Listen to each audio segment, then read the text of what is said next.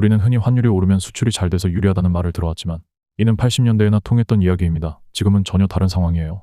현재 우리나라는 에너지와 원자재에 대한 의존도가 매우 높기 때문에 환율이 오를수록 오히려 치명적입니다. 우리가 제품을 생산할 때 원재료부터 완제품까지 국내에서 모두 조달해 수출하는 경우는 거의 없습니다. 대부분의 기업은 원재료를 해외에서 수입해 가공해 판매하는 방식이죠. 이는 대기업부터 중소기업까지 모두 마찬가지입니다. 그뿐만 아니라 식생활, 의류, 건설 자재 등 생활 전반에서 수입 의존도가 높습니다.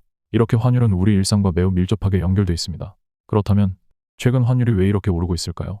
여기에는 복잡한 경제 상황이 얽혀 있지만 쉽게 설명해 보겠습니다. 대외적인 이유는 미국의 경제 상황입니다. 현재 미국은 기준금리를 내리고 있음에도 불구하고 시장에서 채권 금리는 여전히 높게 유지되고 있습니다. 게다가 파월 의장이 2025년 금리 인하에 대해 신중하게 접근하겠다고 밝혔습니다. 이는 최근 4번의 금리 인하로 인해 소비 심리가 살아나고 실물 경제가 다시 활개를 띠고 있기 때문입니다. 이런 상황에서는 인플레이션에 대한 우려가 커질 수밖에 없습니다. 따라서 미국은 금리 인하를 신중하게 검토할 수밖에 없고 채권 금리가 쉽게 떨어지지 않죠. 결국 채권 금리가 높으니 자금이 달러로 몰리고 달러가 강세를 보이게 됩니다. 달러 강세는 곧 원화 약세로 이어지게 되는 것입니다. 여기에 한국 경제 상황도 영향을 미치고 있습니다.